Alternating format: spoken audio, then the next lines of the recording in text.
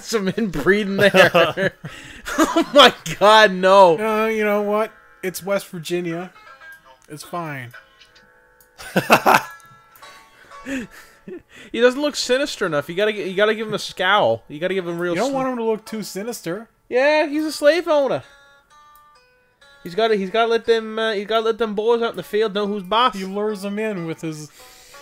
I'm pretty sure by the time they get to America, they've been lured in. I'm pretty sure that's how that works. He lures them into a false sense of safety. Yeah, there we go. That looks like the kind of guy who would sell me chicken. He's left over from the Civil War. He's just lasted this long. He's like some sort of he's a Highlander or mortal or something. 200 years old. This is a time right for the picking. I see emancipation no longer an issue if there ain't no country to enforce it, and my cotton needs picking. Everyone else is like, Jesus, guy, calm down. They unfroze him for the tricentennial. Sinister smile. He's like, now, gentlemen, bring me to your finest slaves. oh no, we don't do that anymore. We don't do that. Freeze him again! Freeze him again! Jesus!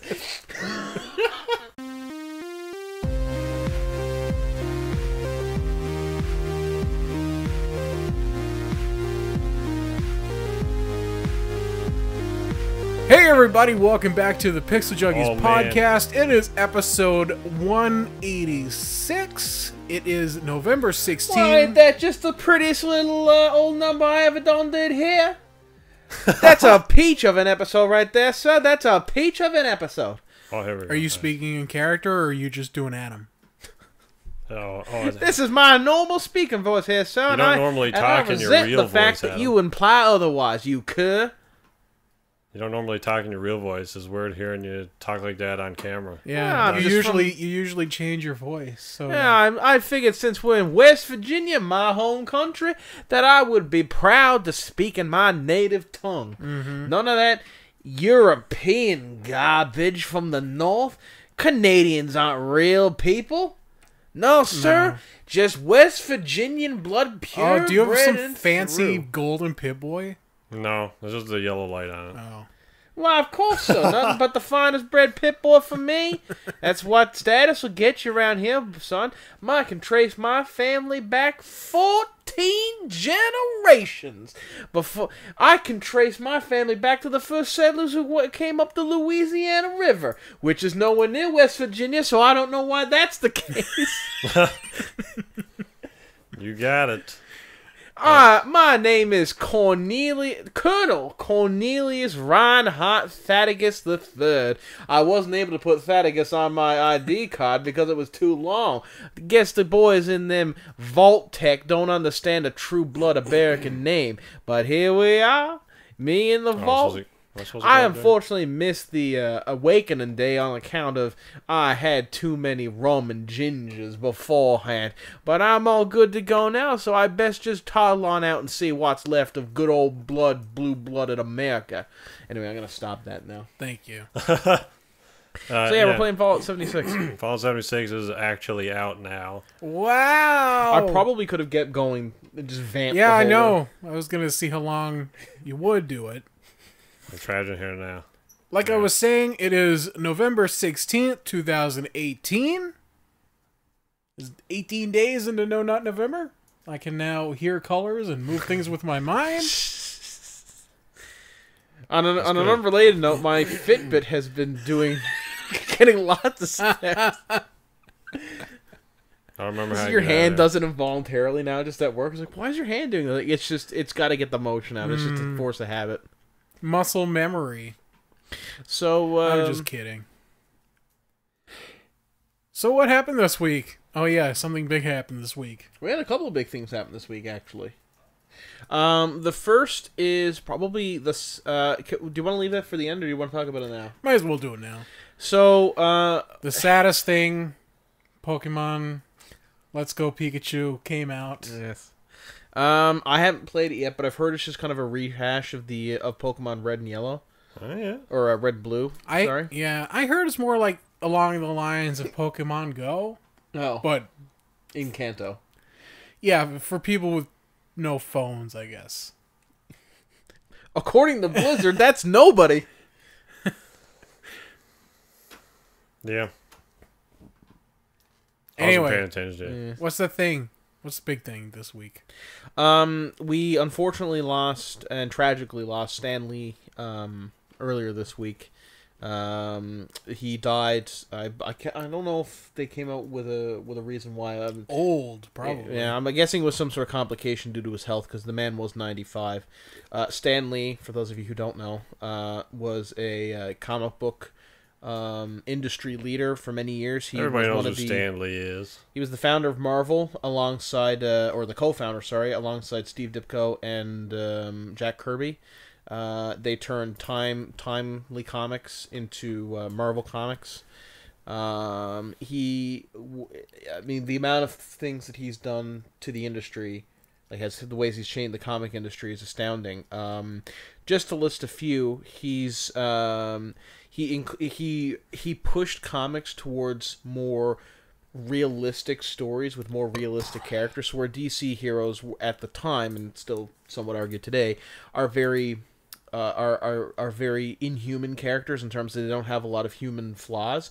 Marvel's characters, like the Fantastic Four and the X-Men, and especially Spider-Man, are very human characters with human flaws and foibles that a lot of the characterization and conflict comes out of those flaws and limitations. So Spider-Man, very famously, is a character who has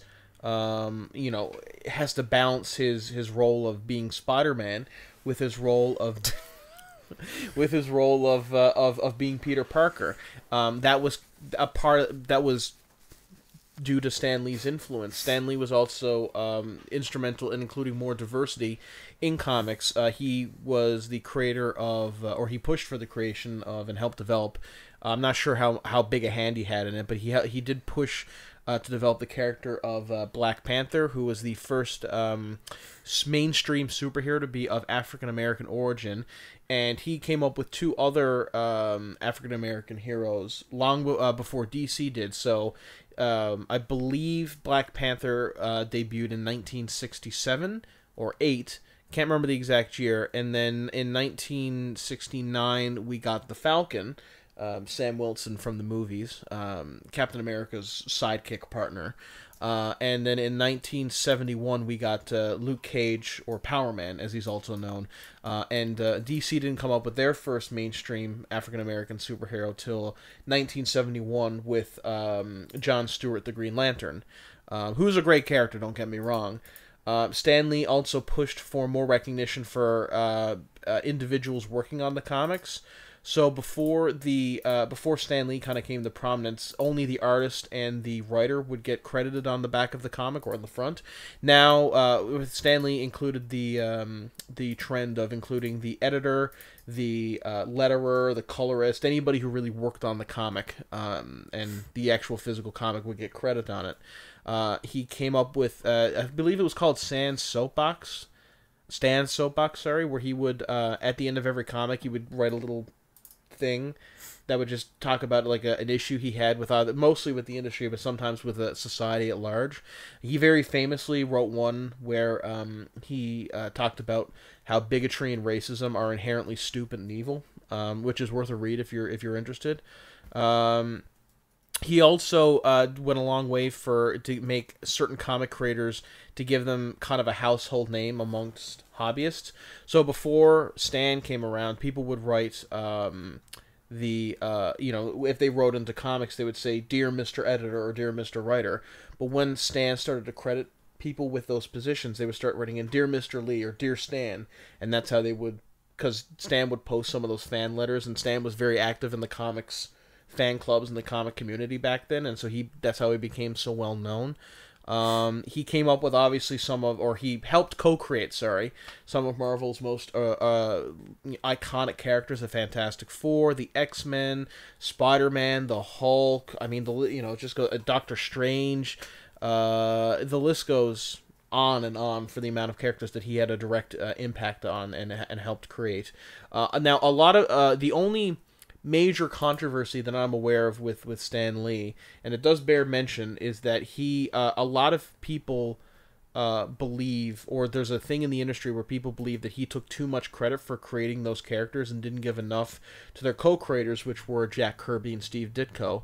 Stan Lee was a writer. He didn't draw any of the characters and he didn't come up with their designs, but he did come up with their concepts and help write their original stories. Steve Ditko and Jack Kirby were the artists, so they came up with the designs and helped flesh out the stories. Whether or not Stan Lee took too much credit for their creation or didn't give enough to Jack Kirby or not, I don't know. Nobody really knows. It's why Jack Kirby left Marvel Comics. That's one of the reasons he stated he left Marvel to go to DC. Steve Ditko never mentioned why he left Marvel, but people assume that that's what the reason was. I don't know, but considering the fact that Stan Lee credited a lot of the people working on the comics where that hadn't been done before, I like to think that if he did take a lot of credit, it's not as bad as some people will lead you to believe. I don't know, though, so I figured I'd just mention it. But, it's really sad to see him go. Because, I remember in my kind of introduction to comics happened in the 90s with the Spider-Man, the 90s Spider-Man series. Yeah. And I remember him appearing in that, and I asked my dad who that was, because he appeared he was it was one of his first kind of cameos in his own work, and I asked Dad who that was, and he said that's Stan Lee. He came up with the comics, and I remember then wanting to figure out, oh man, this guy came up with Spider-Man. That's really cool. Like, cause you don't really, when you're a kid, you don't think of people coming up with your favorite superheroes. Like, you never think like, oh, I wonder who came up with Superman. But when Stan, when I was introduced to that, I kind of, it brought him into my attention, and I've tried to find out more about him since then, and just as just to try and get into the headspace of what that the kind of guy who can get that kind of has that imagination to come up with so many iconic characters.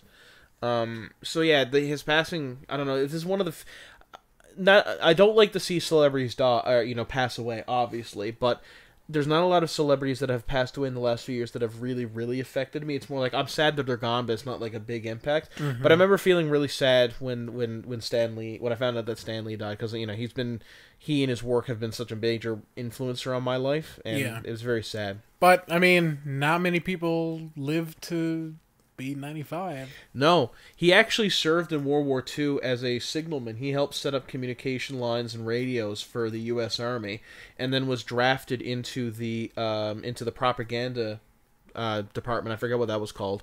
And he helped create comic books and propaganda posters for the war effort, which I thought was pretty cool. He was born in 1922, so he lived a long time. He saw a lot of change. Not just in the industry, but in the planet at large. I think the best thing that sums up Stan Lee is, kind of iconically enough, his metaphor of, or his slogan, I guess. Oh my God, what am I thinking? Not metaphor, motto. It's his motto. Excelsior, which is, aside from being the official state motto of New York, is Latin for always upwards. So keep striving, keep trying to go higher, do better, create more, push boundaries, and I think that's very appropriate for the kind of life that he seemed to live and the impact that he had on the industry. So I will miss him. R.I.P. Stan. I don't know. Sorry, I talked for a lot there. I don't know if you guys have... No, I mean, I think you hit the nail on the head. I feel much the same way as you. I remember, I guess, first hearing his voice in the Spider-Man video game for PlayStation 1. Oh, yeah. Because he did the narrations for that, He did the narration for that. And I didn't know who it was at first, but then I guess I found out who he was through that game. I mean, he has such an iconic kind of, he just sounds like a guy from that era of comics, Excelsior! Then Spider-Man leaped high into the tall building and clocked Dr. Octopus right in the jaw. That kind of, old nostalgic, kind of goofy, but still lovable. Mm-hmm. So, it really matched that cartoon, I remember. Yeah. What about you, Aaron? Yeah, no, I agree. he seemed like a nice guy. I mean, I know there's accusations and stuff. I don't know if they have any truth to them or not. But from my perspective, I thought he was a cool dude. So he was a force in the industry for a long time that will be missed. Yeah. It'll be interesting to see his last cameo, because I believe Avengers was in post-production when he passed away, so presumably he was in he cameoed. I would imagine they had finished filming it. Yeah, so I believe that I would imagine that he is in that film, and I'd imagine that film is going to be dedicated to him. Yeah, it's kind of somewhat fitting, I suppose, in a way that it like, you know, he was old. It's amazing he lived as long as he did. Really. Yeah. It's kind of fitting, I suppose, that he managed to make it to the end of Infinity War since all of this had started. You know. Yeah. So. Yeah. I don't know. He was a cool dude. He's I liked his cameo in the Spider-Man game, the PS4 Yeah, I think that was my favorite of the cameos. Yeah. I think it was maybe just so well done. Maybe even more touching because, you know, it was Yeah. the last one. You two were Before he always died, my anyway. favorite. Good to see you two back together again. You two are always my favorite. I also liked his some of my favorite. I mean, like, there's been so many cameos. I like the one in Thor Ragnarok where he's talking to, Guardians of the Galaxy, where he's talking to the Autu, the Watchers, and then the goes by and he's like, "What was that?" Anyway, let me continue my story. And of course the one in the first Andrew Garfield Amazing Spider-Man film, where he's the janitor. He's a library or something, isn't he? Yeah, he's cleaning up the library, and they're having a fight in the background. And he doesn't notice. Yeah, I think the first one I saw, it might have been the first one he did, was the fucking Fantastic Four. Was that what it was? The first one he was in was the Sam Raimi Spider-Man movie, I believe. Because he wasn't in, because it was X-Men 1, Spider-Man 1. I guess it was that then. I don't even remember his cameo in the first Spider-Man movie. It was one of the guys talking when they're asking, like, what do you think about Spider-Man? He's like, Spider-Man? That sounds stupid. And everyone's like, oh, but you came up with him. See, it's funny. Apparently, Sam Raimi hated that scene originally. He wanted it cut from the movie, but decided to keep it in. Now he says it's his favorite scene of the movie. So. Because I guess he sees how dog shit the rest of the movie was. That was a good movie, Aaron. Spider-Man! No, I agree with Aaron that it's dog shit, but I also agree with Andrew that it's a fun movie, and I like it. It's not, as far as like that superhero started out, I suppose, it's not bad. It's not a bad film, but compared to the stuff we have now, and some of the stuff in it was just kind of dumb. Like, the web coming out of him was kind of dumb. Yeah. Him being like 45 when he's supposed to be 17 is dumb. Spider-Man! And the fact that it was like early, I guess it was like 2001 that came out. I think. It was, yes. Yeah. Actually, it was kind of interesting because in the original, there was a 9/11 scene or something, wasn't there? Yeah, or not a 9/11, but there was a Twin Tower scene. Yeah, 9/11 scene. Spider-Man, help us! He's webbing up. He's doing that thing with the train. This movie's taking a dark turn. I'll tell you what. Can you imagine going to see a Spider-Man movie and it just evolves into a 9/11 movie and it's just about like Peter Parker dealing with 9/11? The whole second half of the movie is just news footage of 9/11. It's so bad. Yeah, there was a scene originally with a helicopter being caught in a web between the two towers. I think. That was in the original trailer. Oh, was it? And it was going to be in the movie, but they cut it, obviously. So a similar thing happened with MGS2.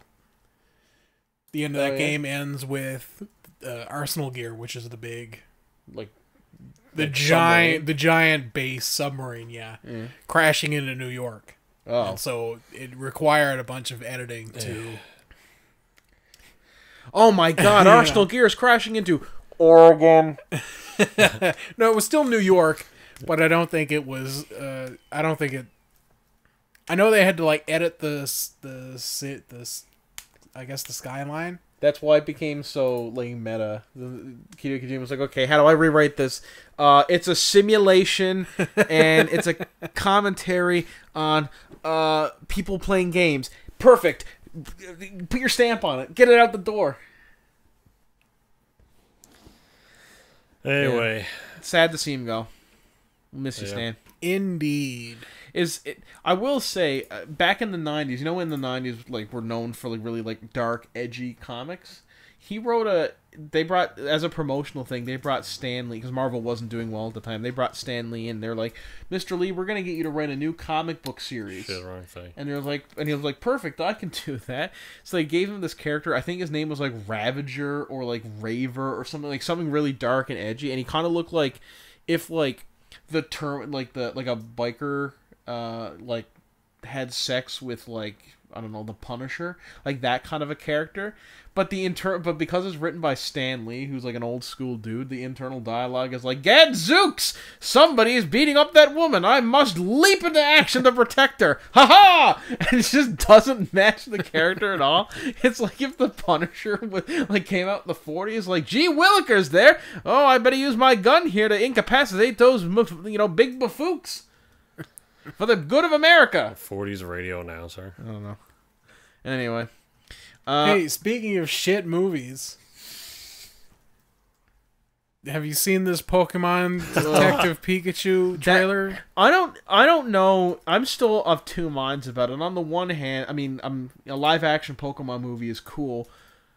On the other hand, what is this? Why? Is this something that we need? Who greenlit this? Ryan Reynolds as Pikachu? That voice doesn't match at all. That voice doesn't match at all. I don't like that voice. Some of the Pokemon actually look pretty someone good. made an edit of the trailer where they used a bunch of Danny DeVito's lines from It's Always Sunny, and it's great. Can I offer you an egg in this troubling time? I don't know if you saw. Apparently, this guy at school took a picture and posted it online. He said the best thing about our school is if you go to the third-story bathroom, if you take off the towel dispenser on the left, somebody had there's a gap in just an empty space in the building plan, and somebody built a shrine to Danny DeVito in there. So they had a cardboard cutout of him from from fucking It's Always Sunny. They had all of his pictures up, and they had like beer and eggs and like Hercules posters and stuff. Yeah, that's not weird. And anyway, the school sealed it up after. Yeah, no shit. It's pretty funny. No shit indeed. Yeah, this movie. Yeah, it's weird. I don't know. I mean, some of the 3D Pokemon models look good. I don't know if you've ever seen them, but there's a guy online who's kind of well known for making realistic Pokemon drawings. Like, he's like, this is what Pokemon would look like if they were more animalistic and less kind of anime-y. And they actually brought him in to do some of the design. So I think like they all look realistic without like losing that the design. Like Charizard still looks like Charizard. But yeah, it seems like they just took the models from one of the games and just put not good dog shit textures on them. I don't know. I think they look a bit better than that. I don't know. I've never seen a realistic looking Pokemon that doesn't look creepy as fuck. I don't know if it's possible to make it look realistic. Yeah. Like, they look really weird in this trailer, and I think it's because the designs are not... You can't make the designs look like they would exist. It's like Who Framed Roger Rabbit, except they're not addressing it. Yeah. Oh, hey, the dog's clapping. Good shot. Good job killing me. He's like, well, you know it's a good shot because I hear the Colonel. I'm the biggest, trixiest sharpshooter in the war. I shot more than Yankees than you could count in your 2 fingers. Anyway, Pokemon. Anyway, Ryan Reynolds doesn't match. I mean, I said that before. Ryan Reynolds' voice doesn't match Pikachu at all. I'm wondering why. Do you hate Ryan Reynolds? No, I'm just saying his voices match Pikachu. Like, there's a point in the trailer where the main character can understand Pokemon, but nobody else can. So he's like, "Can you hear Pikachu?" And they're like, "Yeah." He goes, "Pika Pika." They ripped off Pokemon. They ripped off Family Guy. Yeah, pretty much. And it cuts to Pikachu going Pika Pika, but it's like the original like anime voice. And then it cuts back to Ryan Reynolds. It's like, I'm Ryan Reynolds, like Canadian actor, Deadpool, lovable guy. And she's like, why? How was this a thing? How was this movie, out of all of the movies, greenlit? Like, we can't get a Boba Fett movie, but we're getting Pokemon Detective? What the fuck? I don't understand how this movie's a thing. Mr. Mime looks fucking terrifying. I mean, he always did, but like, Jesus. Also, I know that's a game coming out, Pikachu, Pokemon Pikachu with Detective or whatever. Is it? But this is the one thing you're basing your movie off of, not anything else. Not the anime franchise, not the manga, not the original source material. You're doing this piece of shit. Pikachu, you get your one live action Pokemon movie, and you're like, you know what? There's not enough excitement with a bunch of magical, mystical monsters that have command of the elements. Let's make it a noir detective film. I think you're missing the point here. We're a noir detective, I tell you. It's like, Jesus, okay. I just don't understand why. I honestly am so blown away by the fact that this exists. I don't even know if I would consider it stupid or not. Oh, it's stupid. Oh, shit. Yeah, it's pretty dumb, Adam. It's pretty dumb. I'm amazed at how many people think it's a good idea. Oh, okay. Bye, Possum. It's like, I watched this, I'm like, this might be the worst thing I've ever seen. No, like, it wasn't the worst thing I've ever seen. It's pretty awful. When you see, like, you can see all the detail in Pikachu's eyes, and it's like, this looks dog shit when you translate it to real life. It's like, we don't need to be able to see, like, inside to his brain, like, all the friggin' little folds in his irises and shit. It's like, why did you do this? And then you got... it's a movie made for 3-year-olds that 20-year-olds are gonna love. And not only that, but I mean... died as you lived. You finally... Yeah. He's like, I want one last rep in before the bombs hit. He sees the shockwave come and he just says, 190. He goes like, 2, 3. The nuke goes off. 194. 195. 2. I've wasted my life. Like, the fact that they've finally made a live-action Pokemon movie, and it's this. Yeah. It's like, it's a stupid, dog shit, retarded detective movie. Like, why does it gotta have a theme? Why can't you just do normal Pokemon shit? Is it because they've done it 9,000 times in the last 20 years? Well, I guess, I mean... Then why did they make Let's Go Pokemon or whatever it's called and have it be the exact same as the first game? Let's Go Pikachu. I mean, like, to be fair, Pokemon has never been a company that has been, or a franchise that has been known for its innovation. I mean, every game is basically the same except new Pokemon, new region, new, Not even the new one is basically just Pokemon Go again, except you can play it by yourself. I meant Sun and Moon, but you're right. I mean, I keep forgetting that Pokemon Pikachu, whatever was it? Pokemon Let's Go Pikachu. Pokemon Let's Go, I think. Yeah, yeah. I mean, it's never been a great innovator. That's why I'm wondering. Like, Nintendo's so protective of its franchises and branding, especially because of like the travesty that was the Super Mario Bros. Movie. I'm just surprised that they allowed this to begin with. Yeah. But it'll make a fuckload of money, and they'll make another 75 of them. I can only hope. So, can't wait to see the computer guy from Fallen Kingdom in another 65 movies. Is that the guy? Yeah. I thought he looked familiar. I'm worried about the acting in this movie. Yeah. Right, not from Ryan Reynolds necessarily, but everyone else. Everything. Yeah. He doesn't even really need to act anymore. He can just be Ryan Reynolds and everybody will love him. That's true. He swears a lot in this movie, too. So, yeah, I know, it's weird. He ends up meeting, like, what's an ugly Pokemon? He ends up meeting, like, Tangler or whatever. It's like, fuck, your face looks like an avocado had sex with an even uglier, older avocado. It's like, this is a kid's movie, Ryan. That wasn't his line in Deadpool. Yeah, no, well, whatever. That was your favorite comedian's line. Yeah. Oh, man, T.J. Miller. I thought it was T.J. Miller at first, if I'm honest. Oh man, if it was T.J. Miller doing the voice of Pikachu, I would like no, just I'd be out like immediately. Okay, yeah, he said like one line, and I'm like, that's fucking T.J. Miller. Like, wait, no, it's Ryan Reynolds. Okay, could have been worse. Bullet somewhat dodged. I'm surprised they didn't do like Kevin Hart or something like that. Kevin Hart is the new. Oh my God! What was it? He was in Fifth Element. Who's the black guy in Fifth Element? Chris Tucker. Yeah. Is Kevin Hart the new Chris Tucker? No. Okay. Chris Tucker is a saint and a scholar. You don't like? Aaron Kevin really Hart? likes Chris Tucker. Do you? Nah, he's alright guy. He wasn't very good in Rush Hour 3. Just watch the first two.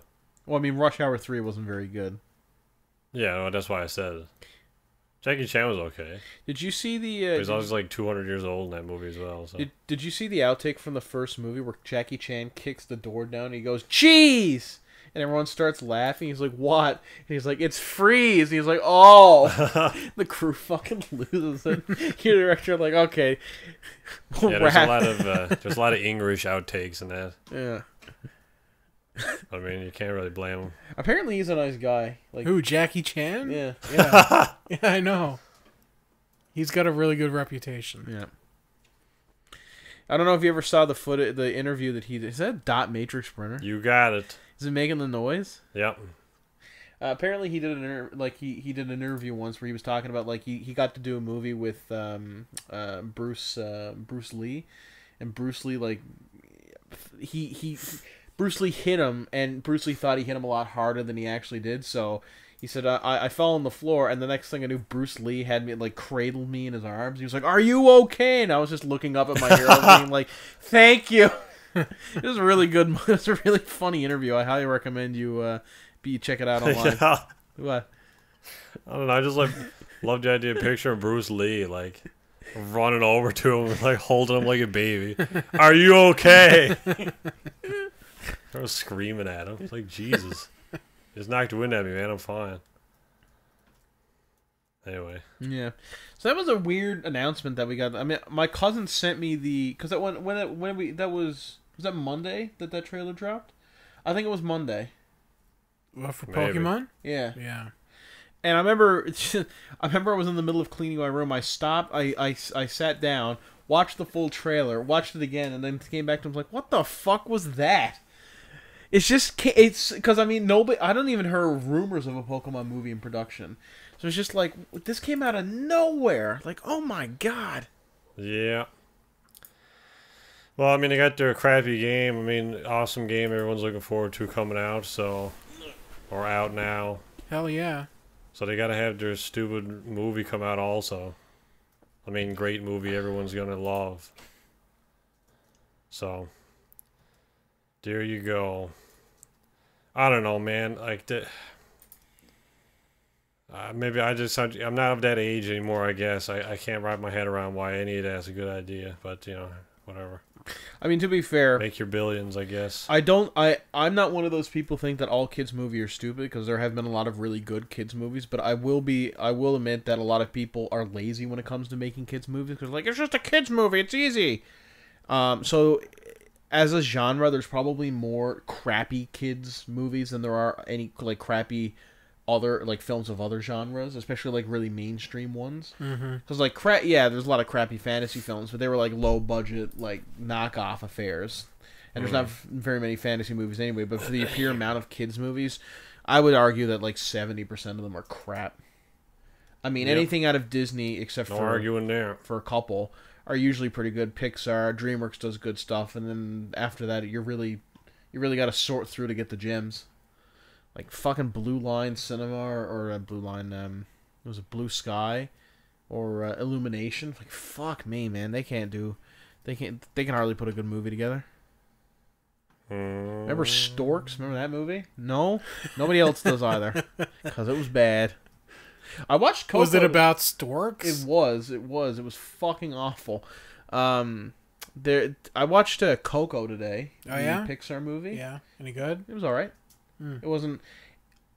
I mean, Pixar has produced two of the greatest movies I've ever seen in the form of Inside Out, which is a movie I without flaw. That movie is just flawless. And WALL-E, which is one of the most endearing films I've ever seen in my life. Plus, Monsters Inc., Incredibles, the three Toy Story movies, Ratatouille, Finding Nemo 1 and 2. All of these Brave, all of these fantastic movies that are all really, really good. Like, Pixar has way more hits than misses. Coco is what about Cars? No, that doesn't. Actually, the first Cars movie isn't bad. It's definitely one of the worst of their movies. But Cars 2 is just a blatant cash grab, and I haven't seen Cars 3 yet. But Coco was it's not the worst that they've ever produced, but it's also not of the same quality that Inside Out is, which is not saying a lot, because Inside Out is, again, without flaw. It just felt very predictable. Like it was a good, heartwarming movie and very, beautiful visuals and great songs in it.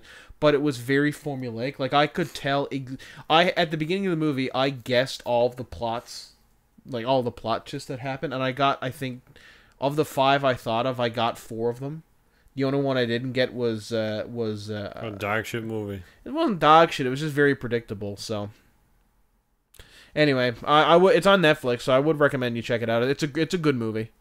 If you're into kind of kids Pixar movies, which I am, because I'm lame. You're mentally still 12 years old. Yep. We get it, Adam. It's all right. What else came out? I sexually identify as stupid. One of these days. Oh, this bit of news came out. Oh, sorry. I'm identified sexually as stupid. What came out? What's the difference between identify sexually or sexually identify? I identify sexually is I put that label on myself. I'm identified sexually is other people put that label on me. Oh. Just because I'm stupid doesn't mean I'm asking for it. All right, I'm going to back off from this conversation right now. I'm going to put that right back where it was and back away. This bit of info came out. The picture of Adam is not asking for it. Bethesda will be using the creation engine for Starfield and for Elder Scrolls 6. That can only mean great things. Did you know that the Creation Club or what engine and the Creation Engine and Stan Lee were actually born in the same hospital? That's a good joke. Little known fact. 10 out of 10 humor. What was the first game that was used for Morrowind? There's code in the creation engine dating back to Morrowind.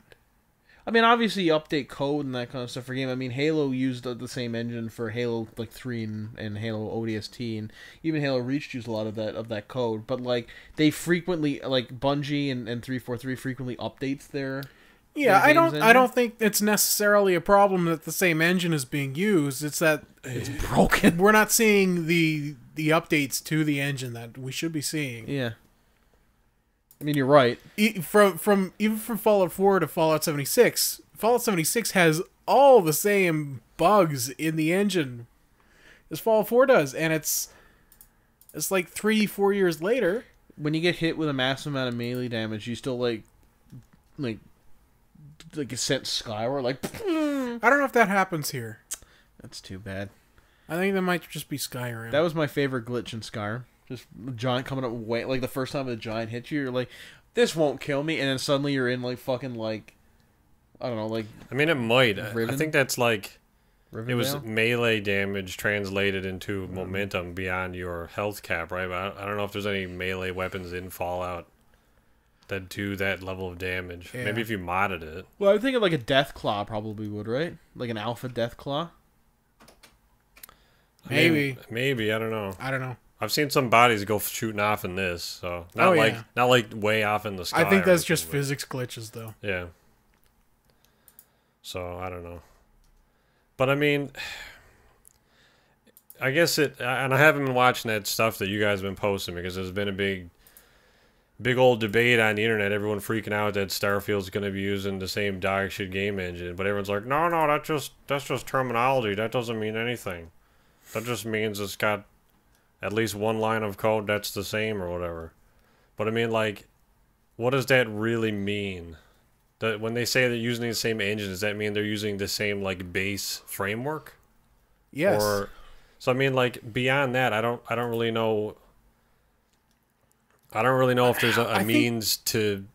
I think the concern is if we look at going back to Morrowind, I don't think is entirely accurate because Morrowind to this is pretty. It's pretty obvious what the differences are. Yeah. But if we go back to Oblivion, which is where we really start to see this engine take shape with the physics and the, how everything works. We go from Oblivion to Fallout 3, Fallout 3 to Skyrim, Skyrim to Fallout 4. And then there's really no difference between Fallout 4 and Fallout 76. Not really. There's some lighting. There's some new lighting stuff. Yeah. The concern is that you're really not seeing the generational gap that we're seeing in a lot of other engines like Unreal, which even, Unreal 4 has code from the first Unreal engine a decade ago. Yeah. Or 2 decades ago. But I mean, like, the Unreal Engine is such a yeah, it's very, very obvious how much updating was done, how many improvements were made. And looking at Bethesda's library, yeah, there's a lot of improvements that have been made, but there's also a lot of problems that have been maintained. Yeah. Maybe not maintained, but they're kind of like kept around. They haven't been engine. addressed. I mean, to be fair, I'd imagine that most game companies don't completely throw out your game engine when you make a new one. No, that's a bad idea. I mean, who wants to make a game? I mean, wasted game money. engines are hard. Like, if you got one, you might as well just fix what you got as opposed to starting from scratch. Yes. But, like, the difference between Halo 1 and Halo 2, because they completely overhauled the graphics engine for that game. That's why Halo 2 has a lot of other problems, because they spent so much time working on the graphics engine of that game. But you can tell. I mean, like, the game, the graphics, the guns, the physics, everything acts differently in Halo 2 than it does to Halo 1. Same with Halo 2 to Halo 3. I mean, major differences. The only reason I'm bringing up Halo is because I recently played through all of them, so that's what's fresh in my mind. But I mean, I agree with you.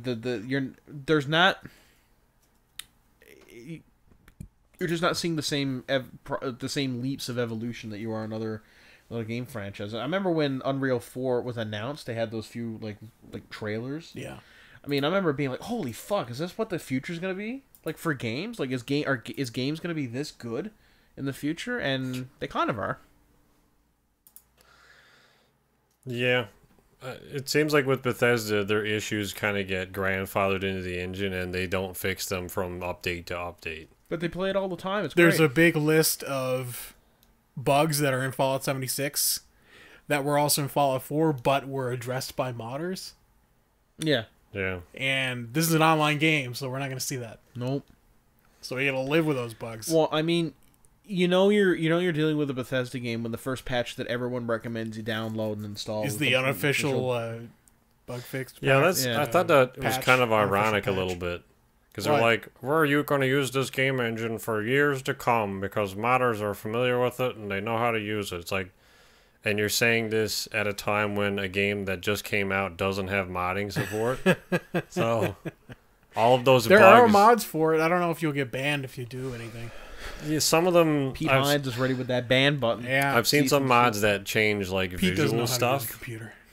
There's some stuff that like it reskins visual stuff, but I think that's all local anyway. So I don't even know how they would know that you've modded stuff.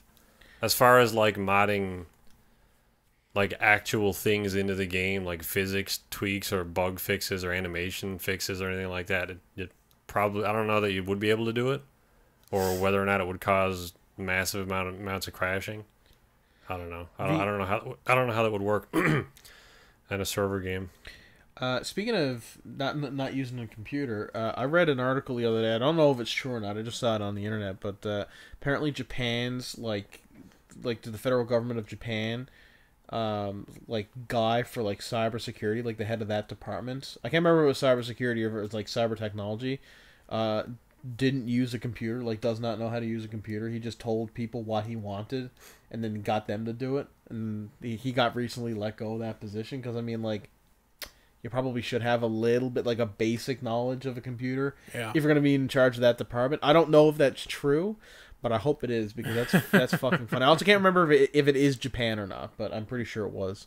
Well, racist. Is it? Because I'm pretty sure a lot of governments around the world would do that. I mean, look at what the United States is doing. They put a guy who was a former oil exec in charge of the EPA.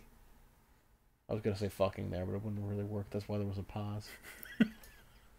I know that's why you're looking at me. Yeah. Yeah. Adam. It's a funny old world. Yep. Hey, Adam. Yep. You recently played Halo. I did. 5. That game's dog shit. You were going to talk about it last week, but you didn't. Yeah, we kind of ran out of time. We're going to run out of time this week, too. But Holy quickly, shit. Very quickly, going from I love all the Halo games except for Halo 5. Halo 5 does have its good aspects. There's a few moments in the game where I generally really liked it. Those were specifically when I was able to use the momentum system to its full effect. There was one moment in particular where I was able to use the momentum system to flank around, kill a couple of Covenants in the back, take control of their turret, and then mow down the guys in front of me. That was an excellent moment in the game. I really enjoyed myself then.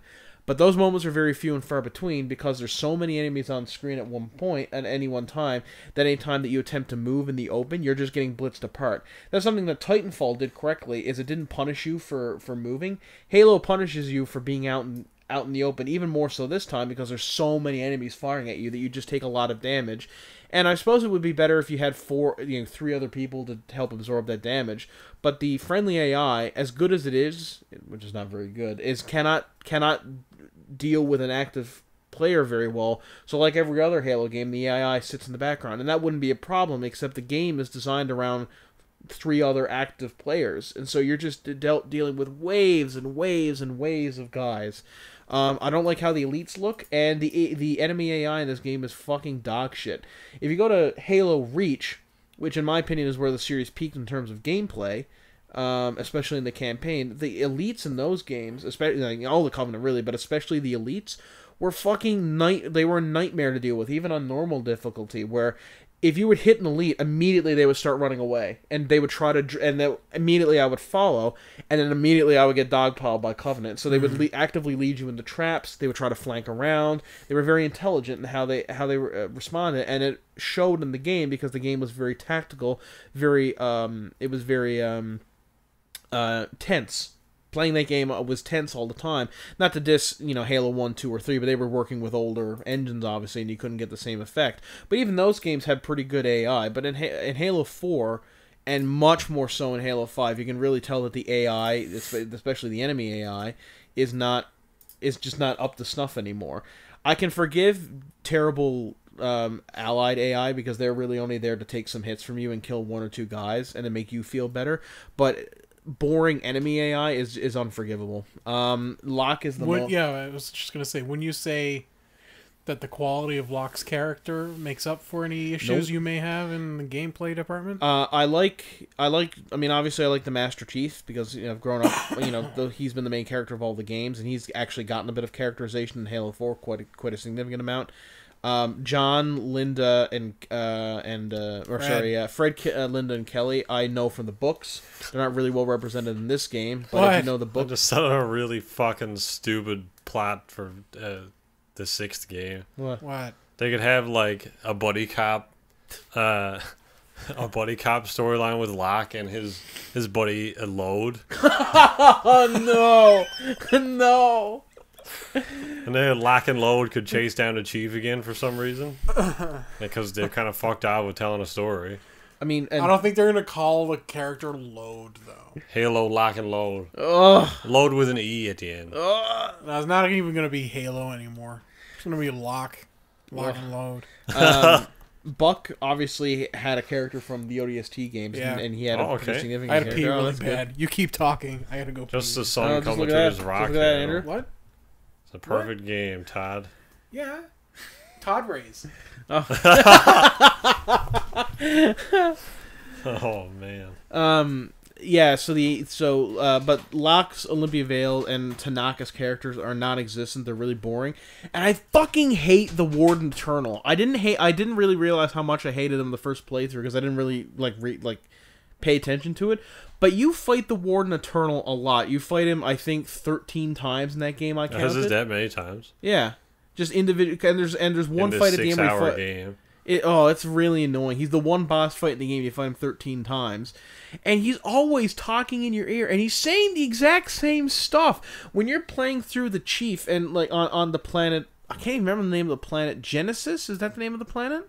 I don't know. I think so. Or Eden? Whatever. And you're trying to find Cortana. And Cortana's like, no, seriously, Chief. I'm just around the next bend. Oops, I guess I'm around the next bend. The Warden Eternal, beginning says, You will betray Cortana, and I will protect her. I am the Warden Eternal. And then he keeps saying that over and over and over and over and over. Every time he comes up, he's like, I am the Warden Eternal, and I will protect Cortana against your inevitable betrayal. And he appears again. You will inevitably betray Cortana, and I, the Warden Eternal, will defend her. And then it comes back. It's like, Cortana will be betrayed by you inevitably, and I will protect her as the Warden Eternal, which I am. It's like, dude, shut up. Nobody cares. He says the same thing. It's the worst villain because you fight him, you kick his ass. Cortana says, well, you defeated one of his forms, but you didn't defeat him again. And then the Warden Eternal's like, aha, you may have defeated me for the 12th time in a row, but you won't defeat me next time, and I'm going to keep taunting you over your own radio. I'm like, this is a terribly written villain.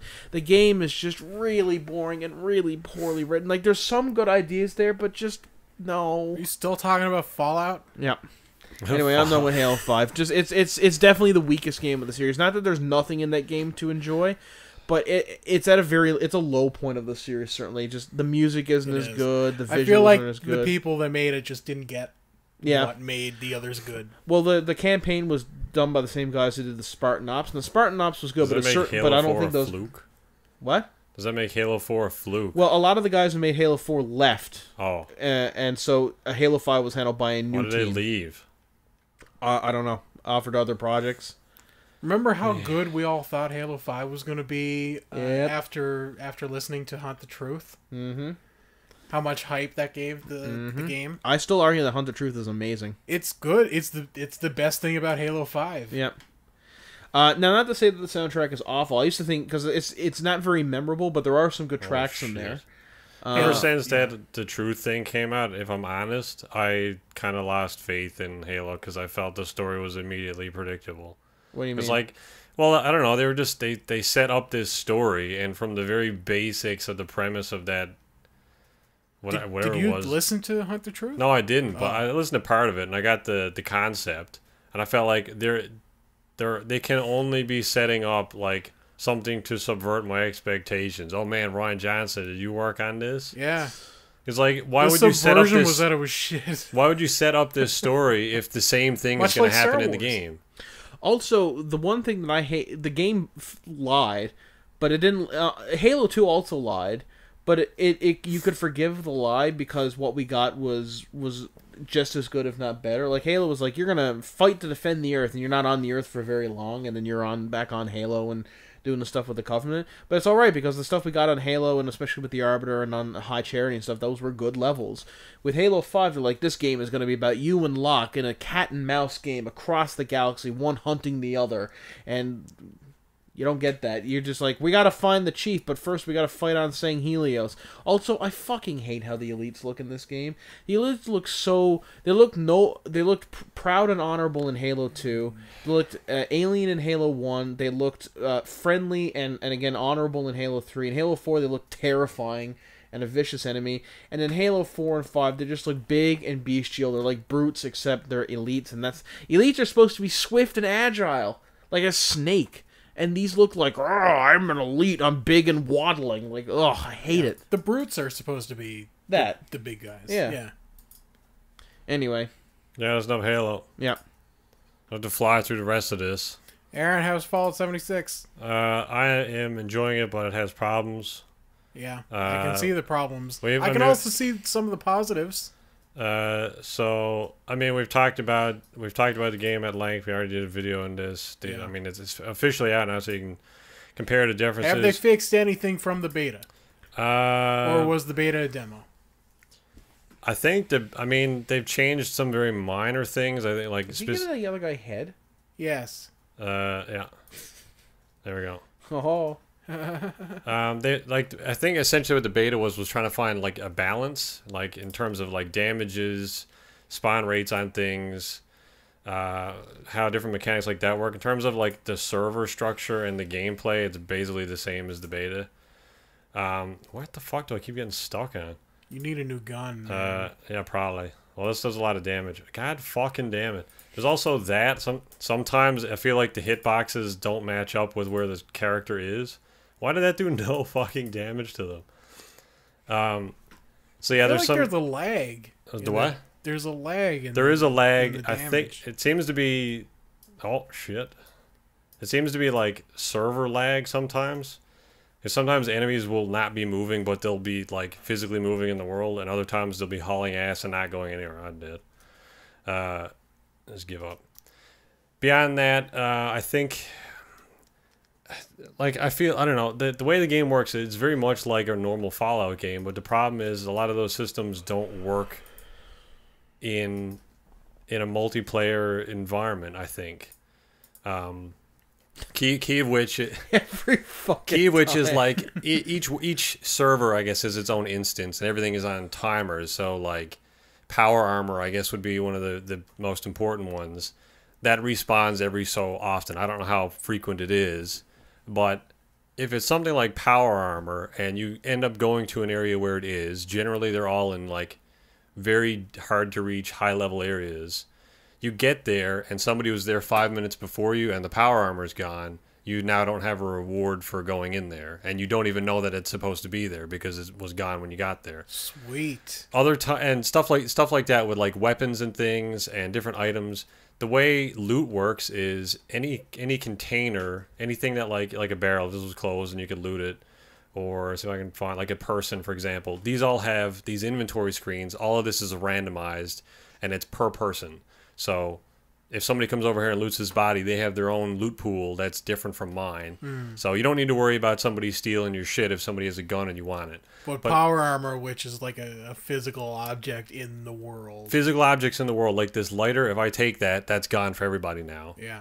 The only things that are immune from that, I think, are quest items like notes and stuff on tables. Like if you pick it up, then it stays there permanently for other people to pick up. But for you, it appears gone. So it is a little strange. Oh, okay. Oh, nice. Yeah, that happens a lot too. And That was genuinely scary. Enemies just kind of spawn out. Okay, I was shooting there and it didn't work for a second. Scary, There is definitely some lag that happens, and it's kind of annoying. But for the most part, it's not super terrible.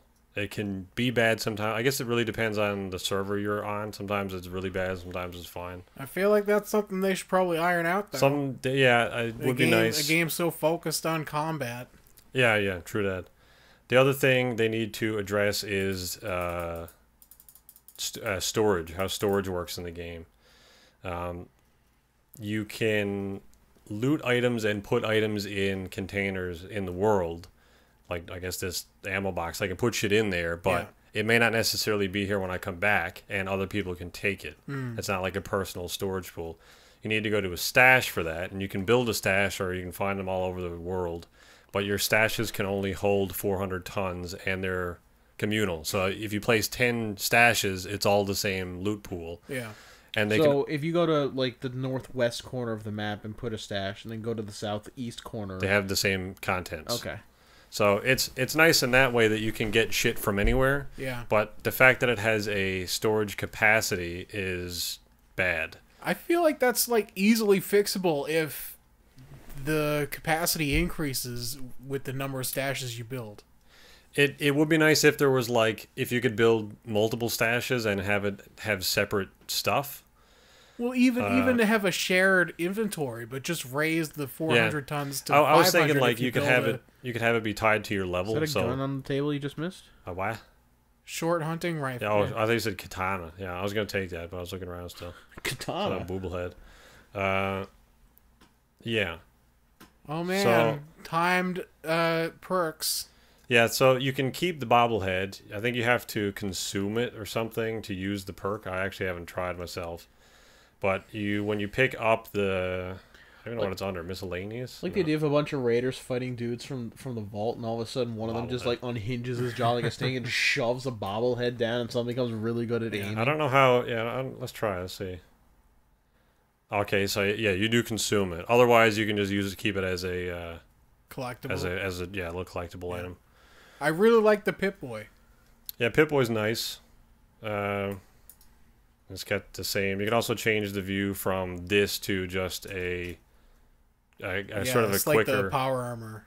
Yeah, but it's also a lot faster to get in and out than looking at your wrist. But anyway, traditional Pip-Boy. I really wish they would increase the storage limit because I'm at a point now where the power armor is level locked, which I guess makes more sense to traditional Fallout because not anybody can just whip on an XO1 suit and run off into the distance. In past games, you needed power armor training. Yeah, except for Fallout 4. You need it, yeah. In this, you need to be... what you're going to say about Fallout 3, because you say it every time I bring it up. I actually wasn't going to say it. Oh. Just got to relax your muscles. Mm-hmm. In this, you need to be a certain level to use certain suits. So I think like the Raider power armor is like level 15 or something. That may be my biggest complaint about the game.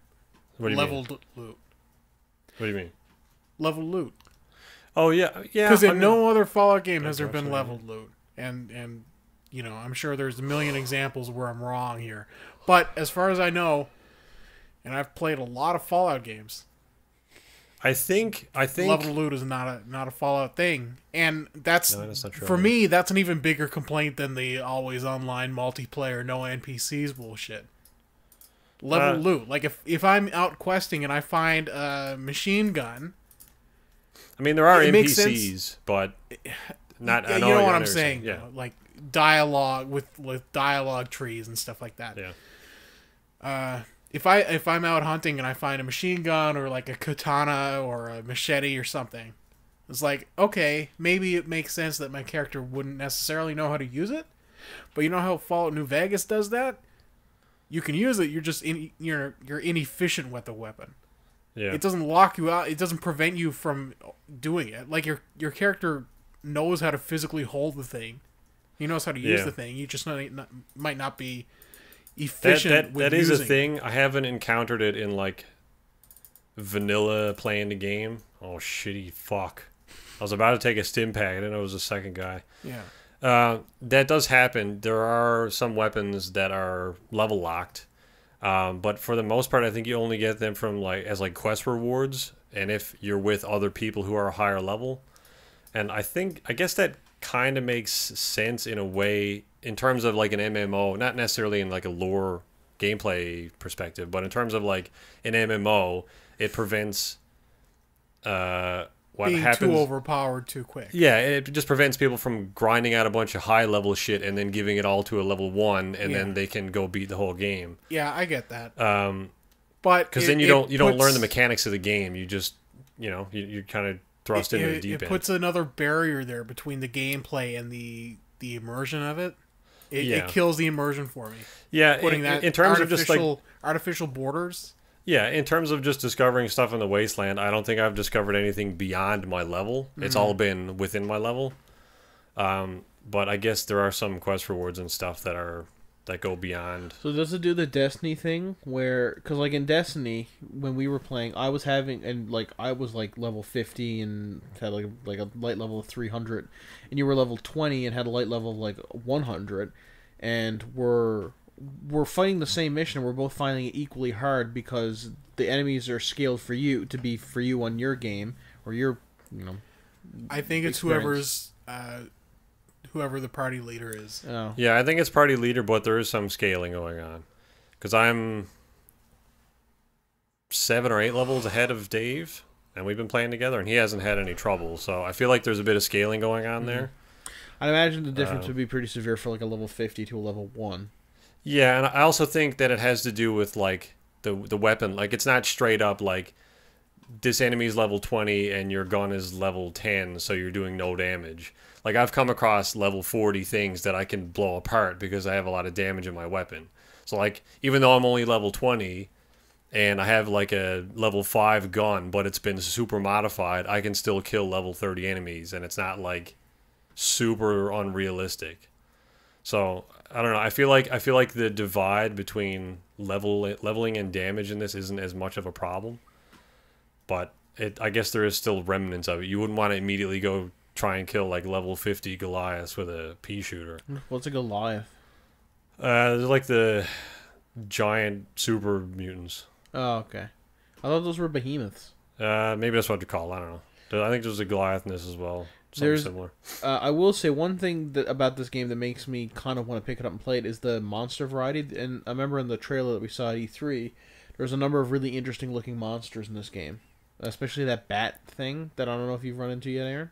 Yeah, it's essentially in this it's called a Scorch Beast.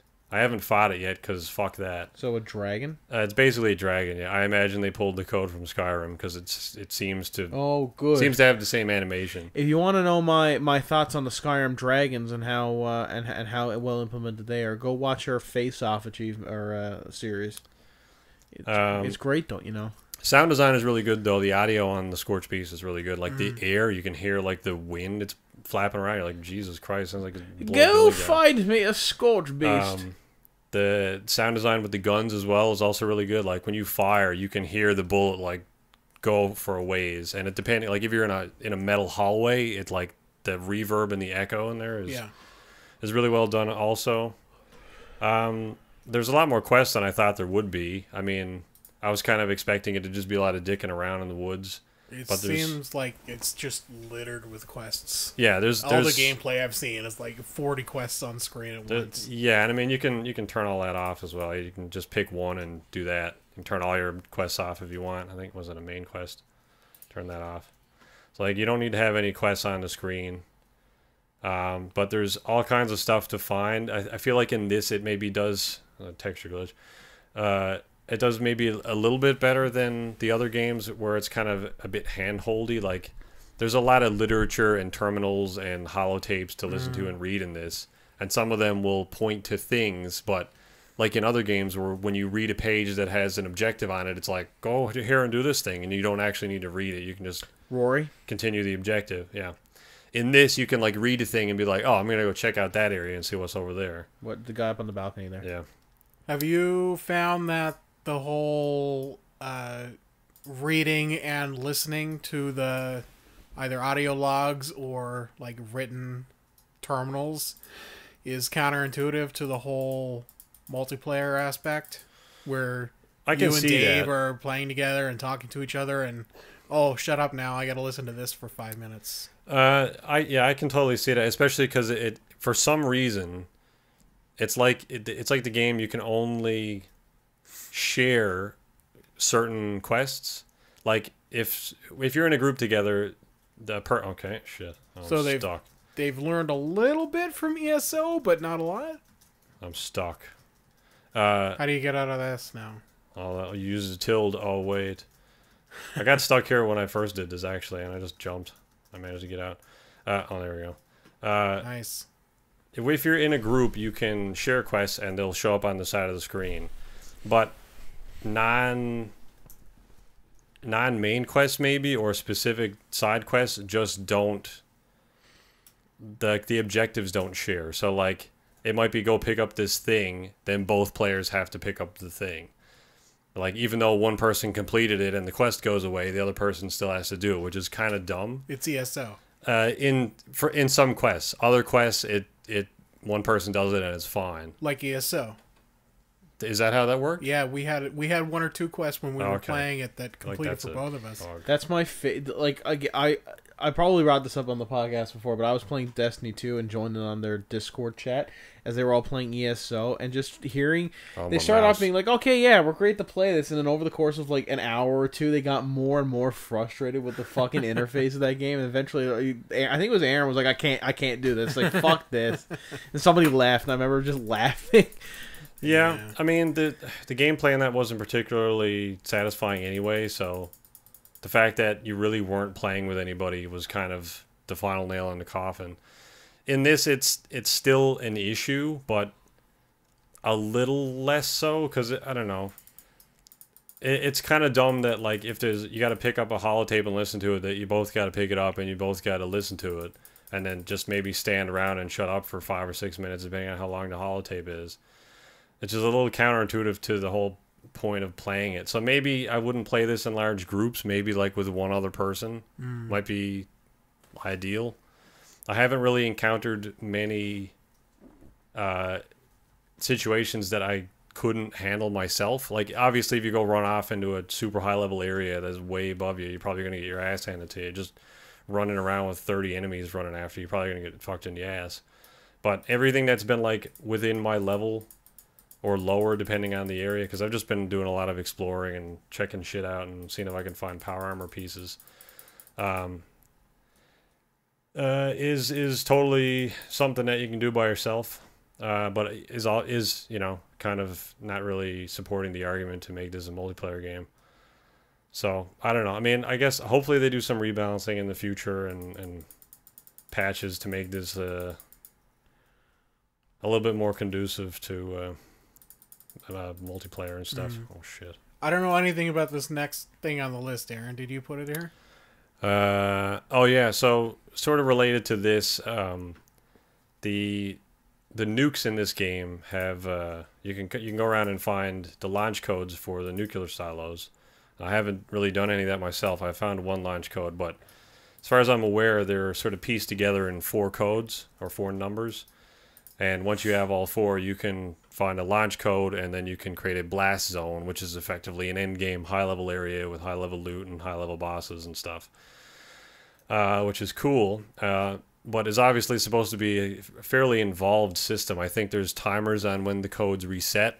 So like if you're going after the codes, you kind of need to do it in one sitting, not like, oh, I have one code, I'll get another code another time. So you need to get all 4 codes, and then you kind of need to track down and decrypt those codes to figure out, I guess, the launch code. This is all sort of just what I've been reading into. I haven't really, I haven't done this myself yet. But then you decrypt them, and you can launch the nuke, and you can go to the thing. There's apparently a website that somebody's put together already that once you have one piece of the code, you can put that in, and it decrypts all the possible outcomes, all the possible combinations for that code. So that you can just go to the silo and launch the nuke without the rest of it. Sweet. So yeah, He's like, hey, shut that down! Somebody get Lars Ulrich in here. We need to sue him. So it takes a fairly lengthy and I suppose intended end game process and makes it super basic and simple for anybody with a piece of code to go do. Not that That's hilarious. Not that you would want to, I think, because you're probably going to get your ass pulled apart. But yeah, it's kind of funny that the system has been broken like that immediately. I would imagine that like a lot of those like high level monsters are like alpha death claws and stuff like that, like just like hyper irradiated. Like, are there even death claws in this game?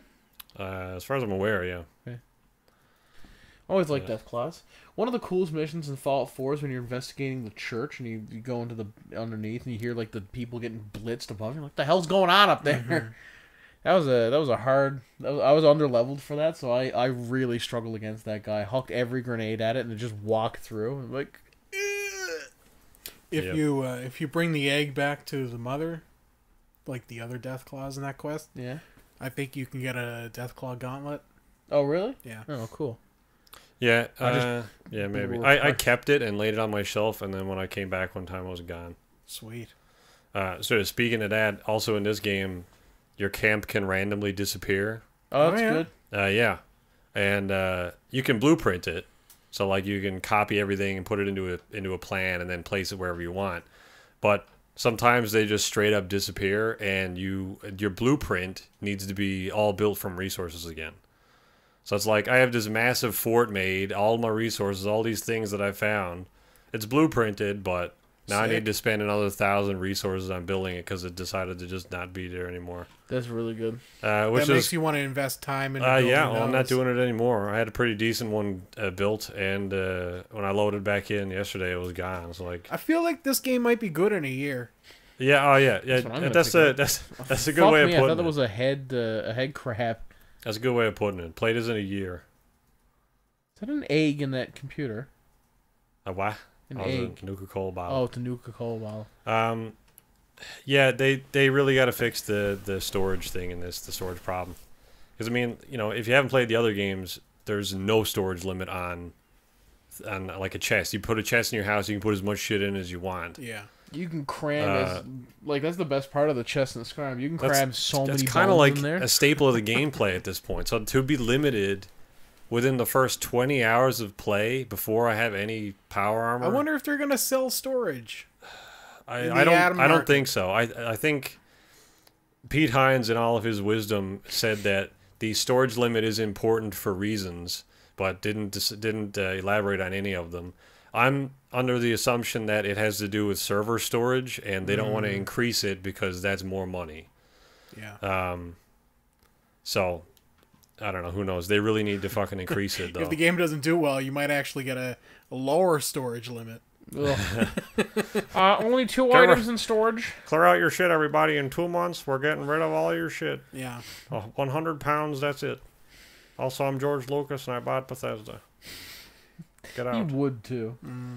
Hey, All right, everyone, we're going to make a game about the Googus.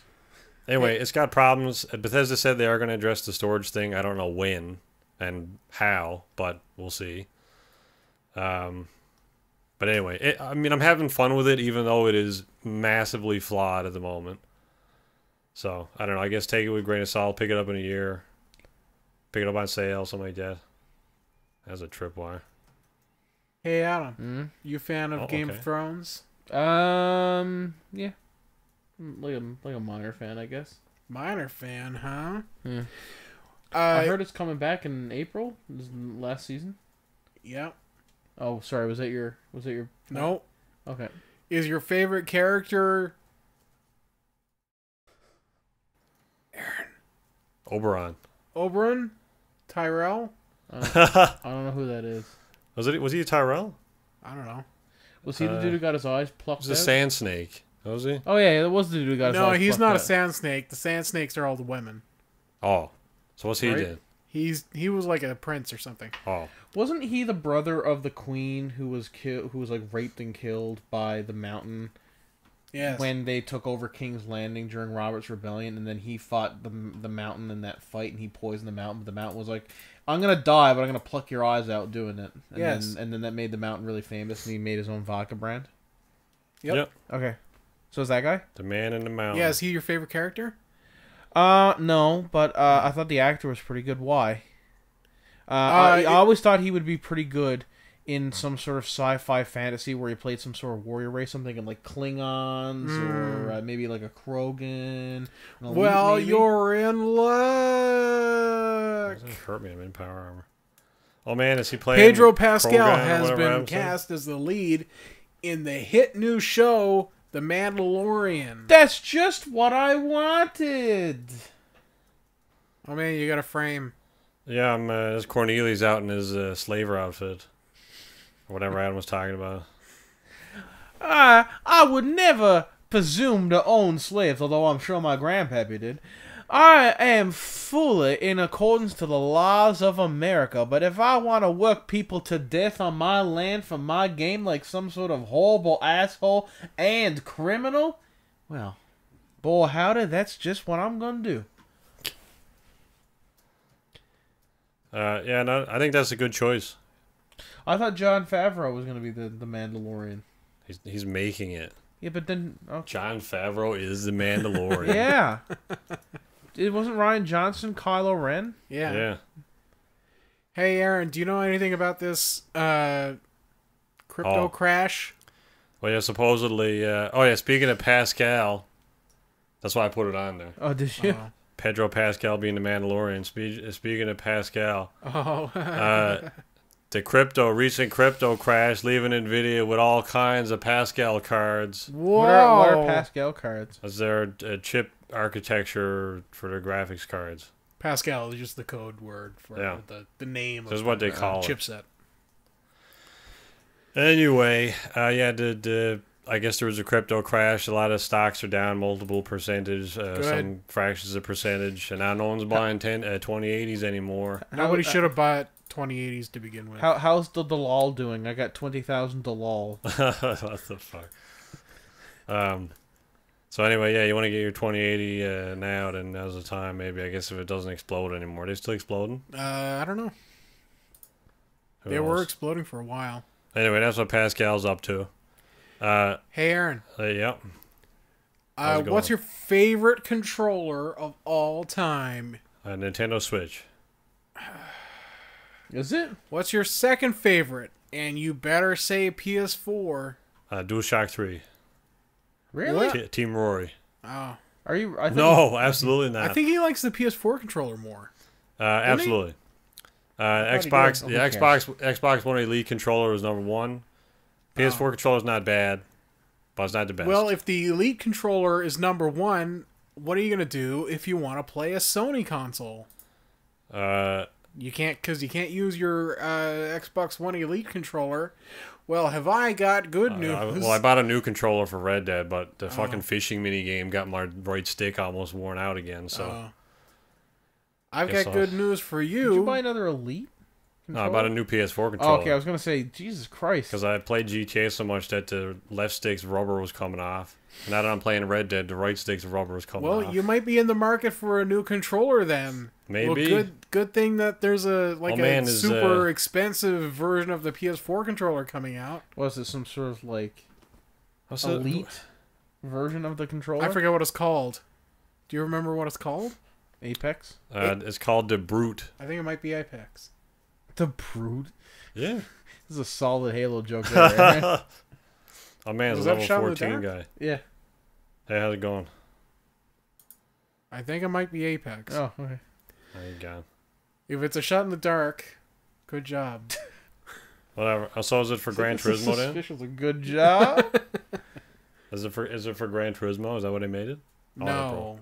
It's pronounced Turismo. It might not be Apex. But it's like a $200 PS4 controller.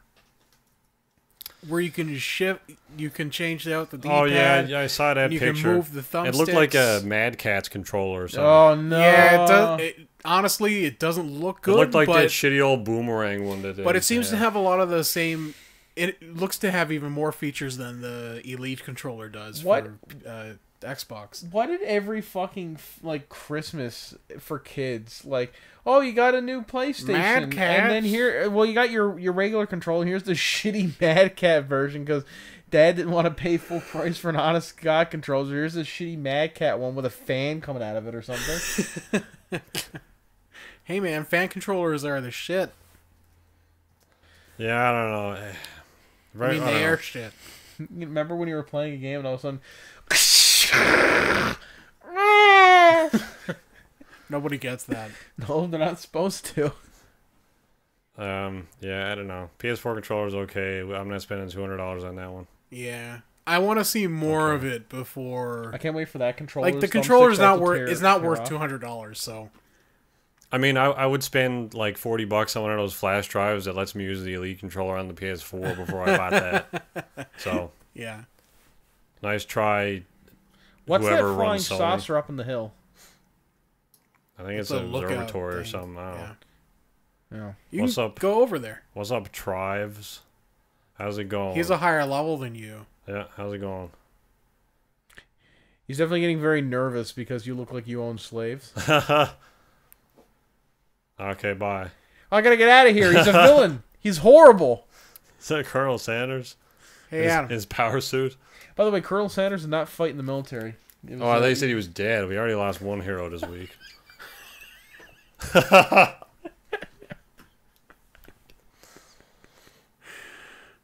Anyway, what are you talking about?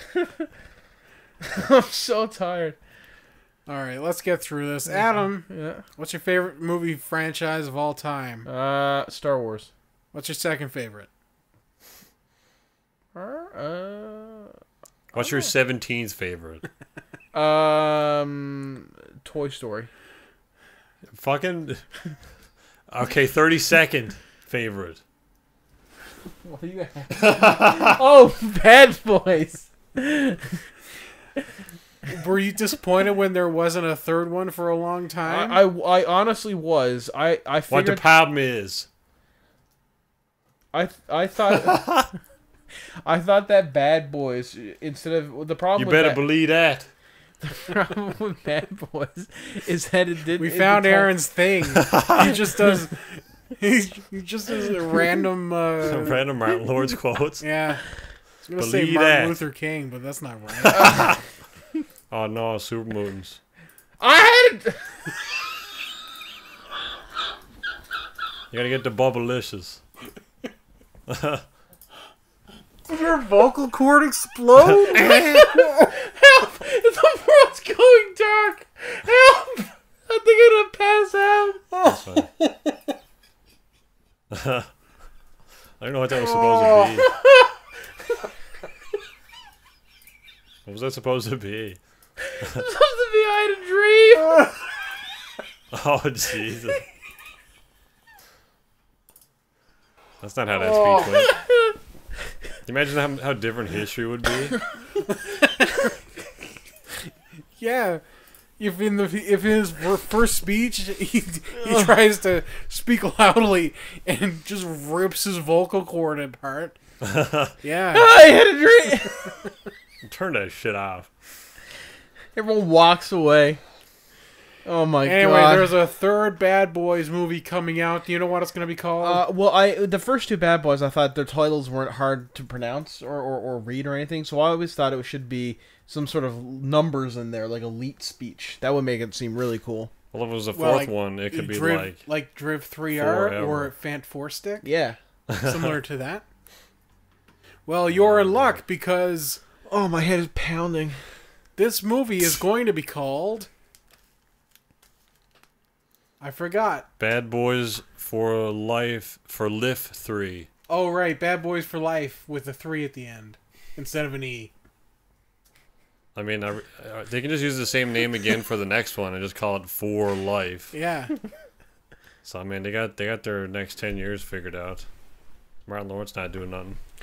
I genuinely, when I was Better laughing, then the believe that. world started to go black. I'm not even joking. I thought I was gonna pass out there for a second. What the problem is, Adam? And last and Shut least, last and certainly least, we've got Cliff Bleszinski, creator of Gears of War, Oh man, and Bulletstorm. Bulletstorm, And and Lawbreakers. Lawbreakers. What was that dog shit one? That Lawbreakers. no, the other dog shit one. I can't remember what it was. Bulletstorm. It was the Fortnite ripoff, wasn't it? Yeah, it's called like Radical Heights. Yeah, Radical Right. Heights. Right. Radical Heights. He's like, I'm swearing off video games forever because the last two I made were shit. Yeah. It's like literally like a video of He's sworn off making video games. Cliff forever. Bleszinski flying that what off he a was cliff known and for, grabbing though? on anything he can. What, not making video games? No, making video games. Yes, well, he's sworn it off. It'd be like Stan Lee, like slamming his pen down and be like, I'm off of comics. Yeah. You're like Stan Lee dying. Too soon, man. Well, he did. You're not gonna remind me. Well, I'm Martin. That's what Stan Lee did. I'm never making another comic book. Oh, I made myself sad. like the professor from Futurama. Oh, I made myself sad. yeah, Yeah. well, I don't know. I mean, whatever. Go have sex with your hot wife or whatever. I don't know. Does he have a hot wife? Probably. Yeah, I he's guess. rich. What's her name? Like Elite Lana or something like that on Twitch. I don't know. Go look at one of her videos. You tell me. Oh, shitty dick. Anyway, that's plenty enough for this podcast for this week. All right, his head exploded. See y'all next time on the Pixel Junkies podcast. Yeah, we'll see you next time, everybody. Goodbye. Oh my god, we're falling apart. What? What happened? We're just falling apart physically and mentally. I'm so tired. You're getting old. It's called old age. Adam. Yeah. Yeah, tell me about it. I didn't get a lot of sleep last night because I was No, up late because playing a game. yeah, Yeah. Oh, shit on my ass. That's what he says as he's about to die. Adam, don't. I mean, Aaron, don't Oh, lose shit your on my power ass. armor frame. Actually, I can't. You can't lose it. Once you've been in it and you get out it, get out Get of it out again. it? Yeah, get out it. I'll just do it now in a second. Jesus Christ, stop fucking with me here. Oh my Jesus. So the way, yeah. So I guess before we clue it up, very, very last thing on this game. If you get out of power armor, oh, okay, just fuck the animation there. If you leave it, then this armor is mine now because I was in it.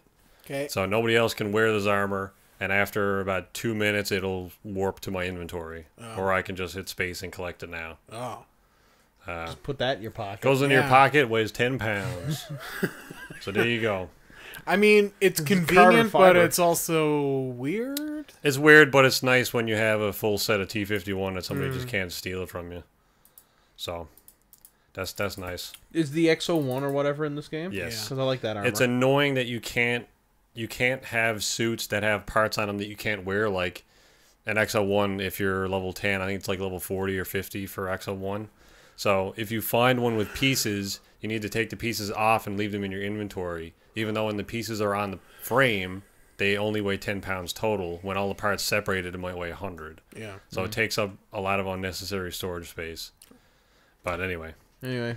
Yeah, we'll see you next time, everybody. Goodbye. Bye. Bye.